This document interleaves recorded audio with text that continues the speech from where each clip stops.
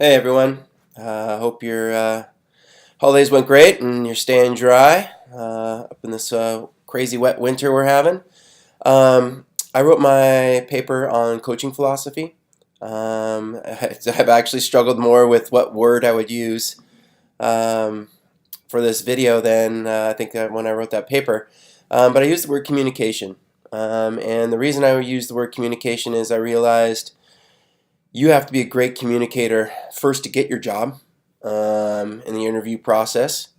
And then, the communication begins with recruiting, where you communicate your philosophy, which is a lot about life skills for me. Um, and if you can, convey your philosophy and communicate what that is about, having your athlete grow as a person, not only as an athlete, have them understand, the for me, the three phases of what your college life is going to be like, being an athlete, academics, and social, and the importance of balancing those three things. I think sometimes you're lucky enough to talk your way into somebody's house, onto a pool deck in my case, and get them to come, and then the ability to communicate on a daily basis what you want from your athlete. It's so easy to be frustrated as a coach when you see something and in a meet or in practice or something and go, why is that person doing that? I didn't teach them that. And the reality is, you're right. You didn't teach them the right way how to do it. What they're doing is something that they've learned before. And when you're a college coach, you're dealing with somebody who has 10, 12 years of bad habits when they finally get to you. And so being able to communicate in a way what you're trying to teach them, and again, getting back into life skills, having them understand that they have to be at practice every day. They have to make good decisions away from the pool. They have to go to class. They have to stay away from drugs and alcohol and the things that are going to tear them down as an athlete. But also, you have to have an open line of communication for those kids who need you in whatever role they feel you play.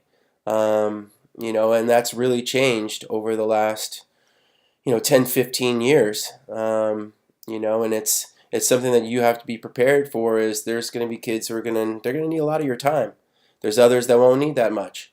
But that communication with them and opening those lines so they can talk to you about things that they won't talk to their parents about or their friends, and having that, building that trust is essential, especially when you only have an athlete for 4 years.